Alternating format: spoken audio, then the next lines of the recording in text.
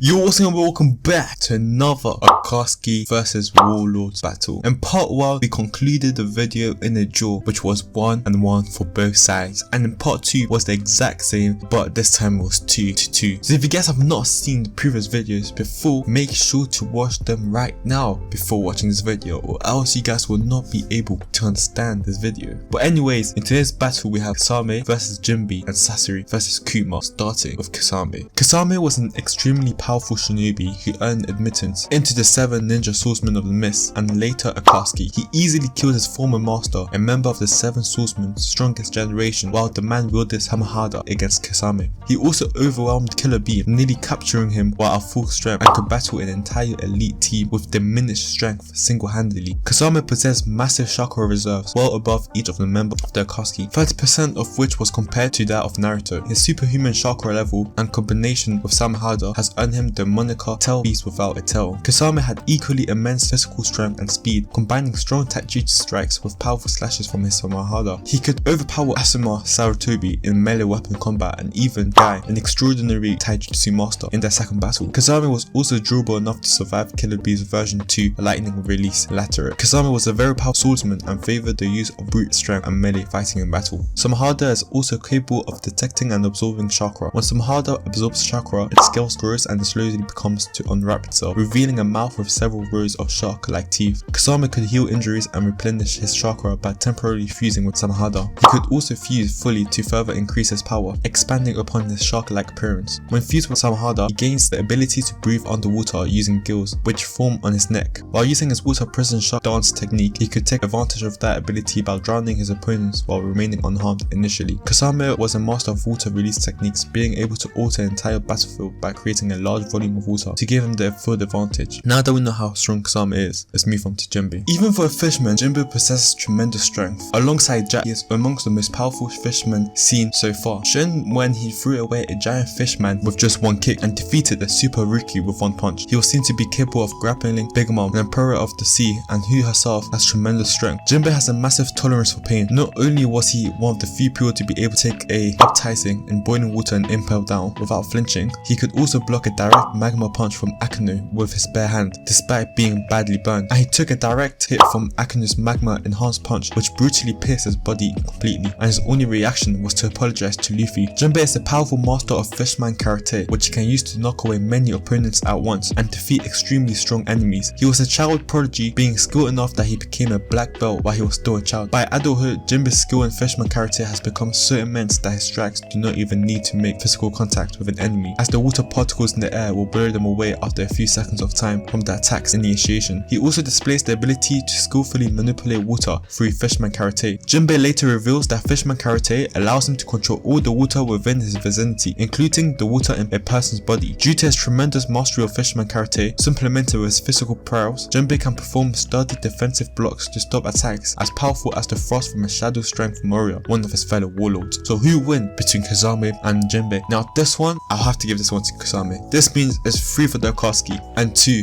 for the Shichibukais. Now let's move on to Sasuru versus Kuma. Sasuru was a very powerful shinobi, being able to defeat and kill the 3rd Kasukage, the strongest ninja in Sona's history. His use of his puppets was greatly feared throughout the First Shinobi World War, as he turned the sand red with blood, giving him the nickname Sasuru, or red sand. Trained by his grandmother Chiro, Sasuru was an extremely powerful puppeter and had great skill in creating and controlling his puppets. He created a number of ingenious ones, including the 3 main puppets that Kankuro uses. Sasuru's favorite human puppet was the 3rd Kasukage, which retained its magnet release, which in turn grants Sasuru access to the iron sand techniques. Now that we know how strong Sasuru is, let's move to Kuma. He is extremely fast enough to seem as though he has disappeared in the eyes with the straw hats, as well as everyone on Thriller Bark. This is however unclear if it has something to do with the modifications from Dr. Vegapunk. Kuma ate the Niku no Mi, Prostroma type dairy fruit that gave him paw pads on the palms of his hands. These paw pads have the power to repel anything they come into contact with. His paw pads grant him an absolute defense that allows him to protect himself from all physical attacks. He can also use his paws to attack by repelling his target at great speed. So who will win between Kuma and Sasuru? I think this is a very easy one. Kuma will definitely defeat Sasuru. So this means it's 3 for the Akatsuki and 3 for the Shichibukais. This will conclude part 3, guys. So if you guys want part 4, make sure you like, subscribe, and part 4 will be coming right up. Thank you guys for watching. I'll see you guys in another video. Peace out.